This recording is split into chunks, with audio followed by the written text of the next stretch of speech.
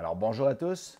Aujourd'hui, je vais faire une petite vidéo, un petit unboxing vite fait là, du Upstand. Puis plus précisément, là, je vais vous montrer aujourd'hui comment faire l'assemblage pour pas qu'il y ait d'ambiguïté, pour être sûr qu'il est bien fixé au mur. Là, puis aussi voir ce que inclut le paquet.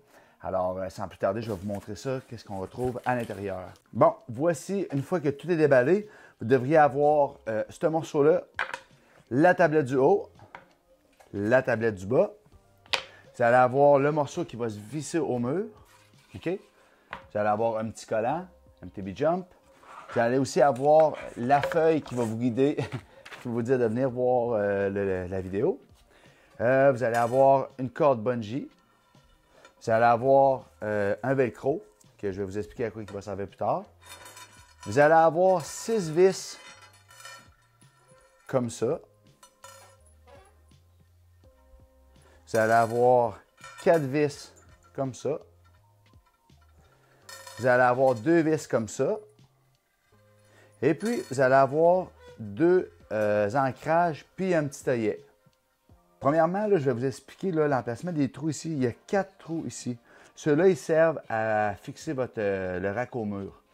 La distance entre les trous, c'est de 16 pouces. Pourquoi 16 pouces? Vous décidez de fixer votre rack sur un mur extérieur. Bien, en fait, c'est important de visser soit d'une latte, parce qu'un mur extérieur, premièrement, pour savoir c'est quoi un mur extérieur, c'est que si on défonce le mur, on se retrouve à arriver à l'extérieur de la bâtisse.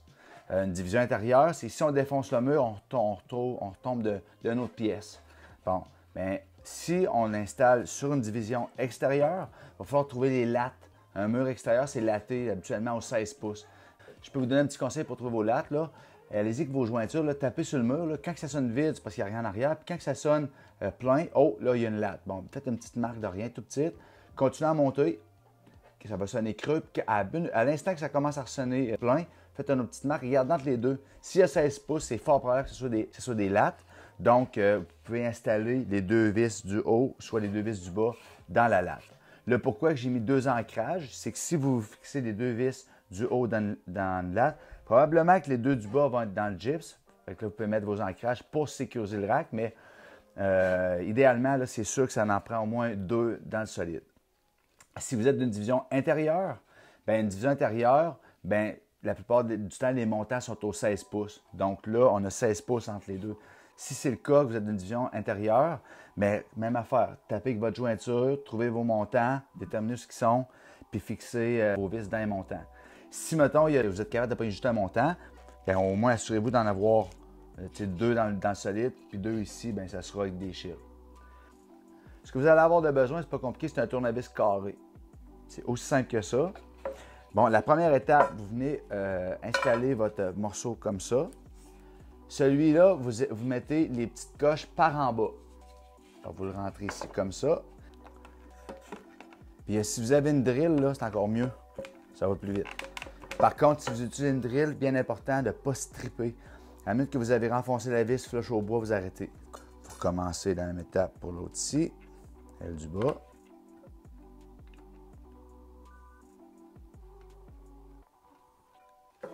Une fois que ça c'est fait, vous pouvez venir prendre le morceau du haut, ce qui va faire la tablette du haut.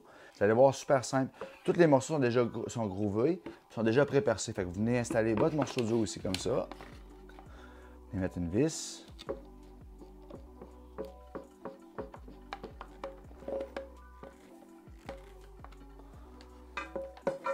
Un coup que ça c'est fait, vous venez prendre l'autre vis ici, la vis avec la tête washer. Vous venez visser dans le côté ici.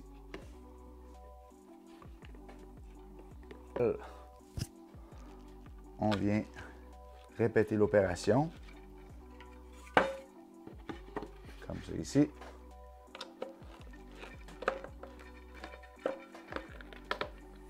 Parfait. Après coup, vous prenez la vis, l'autre vis qui reste, la dernière vis qui reste avec la tête washer. Vous venez fixer dans le côté.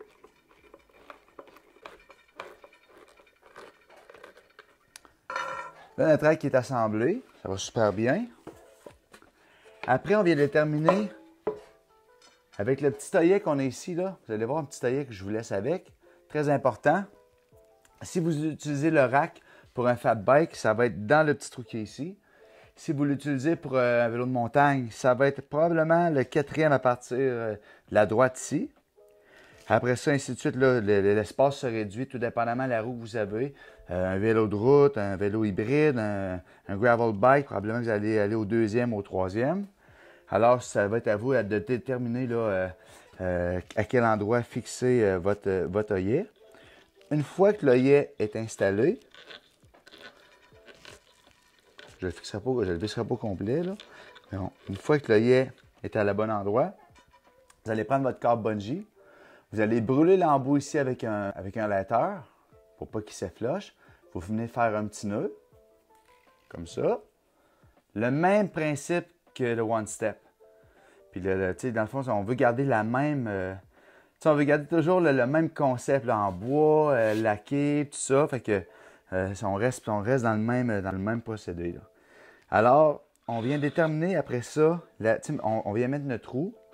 Puis là, on vient voir quelle distance de bungee qu'on va avoir de besoin. Bon, ça ici, pour un vélo de montagne, ça va être bien, je pense bien. Alors, là, je m'en viens ici. Je fais mon nœud à l'endroit que j'ai déterminé. Quand mon nœud est fait, je l'essaye. Tu sais, cette étape-là, là, faites-le quand votre rack est au mur. OK? Là, ici, vous rentrez votre trou, vous l'essayez. Ah, c'est trop lousse, mon vélo est un petit peu trop lousse. Bon, vous le défaites pour serrer votre nœud jusqu'à temps que ça soit convenable pour vous. Une fois que c'est fait, vous pouvez venir couper l'excédent ou bien vous pouvez le laisser de longueur parce que si, mettons, au début, vous l'utilisez pour un vélo de route, vous mettez votre nœud plus proche. Puis par la suite, mettons, vous voulez serrer votre vélo de votre fat bike, bien, si vous avez déjà coupé votre élastique, bien, il va être trop court. Peut-être le laisser plus long, ça ne dérange pas. Fait que vous le laissez à une bonne longueur. Fait que là, à cette étape-ci, votre rack il est tout assemblé. Assurez-vous, dans le fond, c'est des petits points que je pourrais vous dire. Assurez-vous qu'il est vissé dans le solide pour qu'il tienne bien au mur. Si vous voulez vraiment là, maximiser l'espace au maximum, là, vous voulez que votre vélo prenne vraiment pas de place. Puis là, je parle vraiment là, que vous voulez ranger votre vélo là, pour l'hiver ou pour l'été. Vous ne faites pas ça à chaque fois. Là, mais c'est vraiment, vous voulez maximiser l'espace.